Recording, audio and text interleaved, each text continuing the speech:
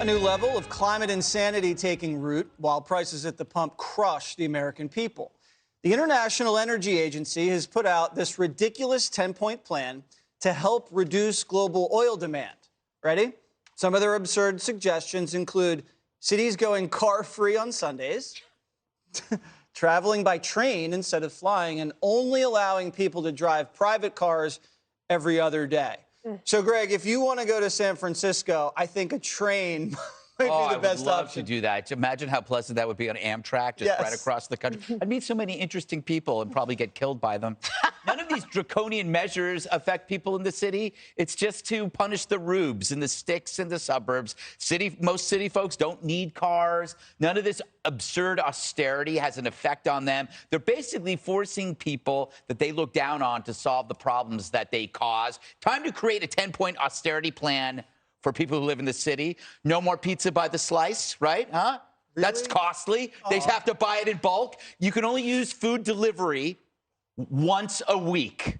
You can have to cook at home the whole time. You know, you usually get paid more if you live in the cities. We need to slash the salaries and use that money to explore alternative energy. So the salary should come back down to maybe what people make in the suburbs. We do know that there's more crime in the cities, but I think to save on costs, we need to shut off the 911 phone service during the weekends, perhaps the hours between 4 and 7 a.m. during the week. I imagine the kind of savings.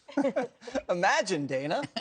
Well, it's amazing how the administration will turn themselves into a pretzel in order to avoid exploring for more oil and gas. It is just absurd. And truly, if you want to invest more in alternative energies, you know who mostly is doing that? The oil companies.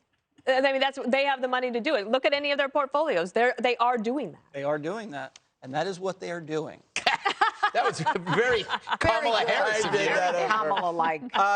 Americans don't like austerity. A lot of us don't know what that word means, but we don't like having to reduce our freedoms in order to sacrifice for something after we've sacrificed so much over the last 3 years with COVID. True.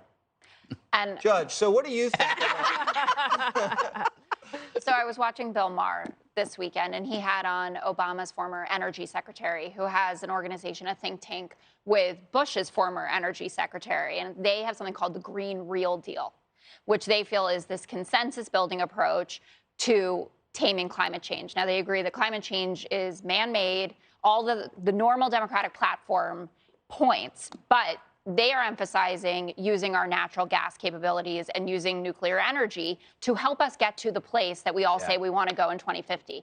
And it feels like those kind of conversations, when people are not going to not take their car on Sunday or whatever it is, are more realistic. And I think that people can decide to do those things themselves. But when you hear these things from the people up on high who are probably not living that way themselves, it just aggravates people. Precisely. So what is this agency? Is this a UN thing?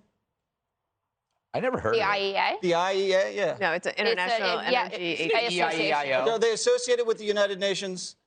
I don't Probably. think so. I don't think so. It was started by old McDonald. Well, then where do they come off telling us to stop It's driving? just an advice. But here's the thing. I mean, it's mimicking what the Democrats want to do. And the totalitarian instinct is very strong with the Democrats. They got used to it, and they feel bad. COVID's almost over.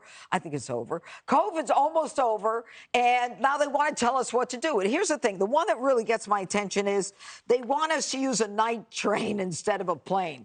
Now, I can see myself coming back from Chicago or a speech coming into Penn Station at 3 in the morning. You know what? Now I can be a crime statistic, but they won't be using any airplane fuel. I mean, come on, stupid. Oh, so stupid. And how do you spell that? STOOPID. All right. Coming up, chaos at spring break. Cops looking to crack down after a surge in shootings. Hey, Sean Hannity here. Hey, click here to subscribe to Fox News YouTube page and catch our hottest interviews and most compelling analysis. You will not get it anywhere else.